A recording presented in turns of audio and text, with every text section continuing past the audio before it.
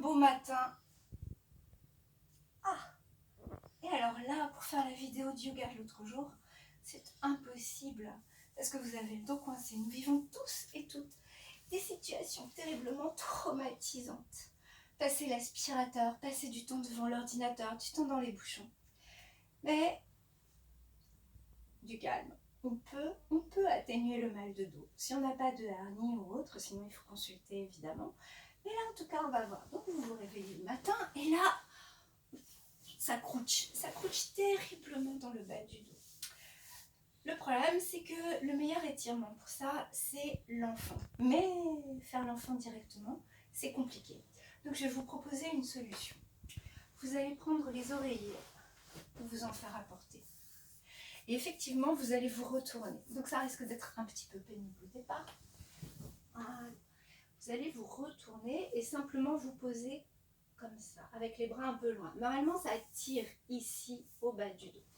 Ce que vous allez faire, comme vous ne pouvez pas passer directement à l'enfant, vous allez ramener les coussins vers vous et vous allez les enlacer. En soufflant, en serrant le périnée et en poussant le nombril dans le dos. Laissez le temps, prenez le temps de respirer. On inspire, on essaye de faire grandir la colonne et on souffle. On pousse, on pousse, on pousse. Prenez autant de respiration que nécessaire. Généralement, on procède 5 par 5. Donc là, j'ai fait 1, 2,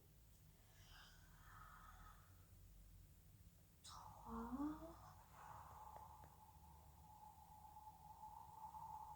Le souffle est long.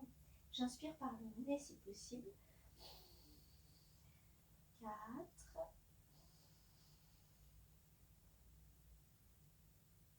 Relâchez les épaules. Et 5.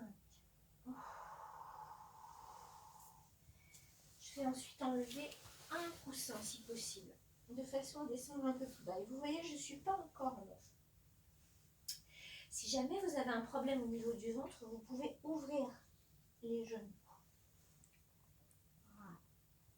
Et on va répéter la même opération de 5 respirations longues.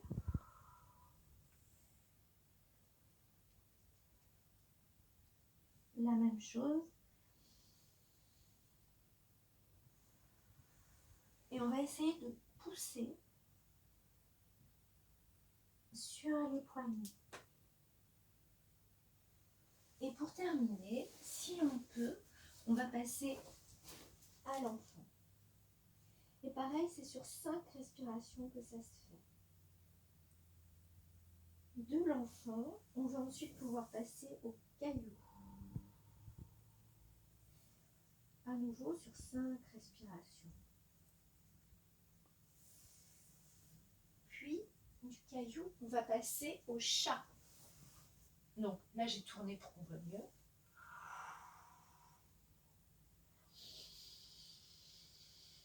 Si c'est douloureux, repassez de cette manière-là en vous appuyant sur les avant-bras.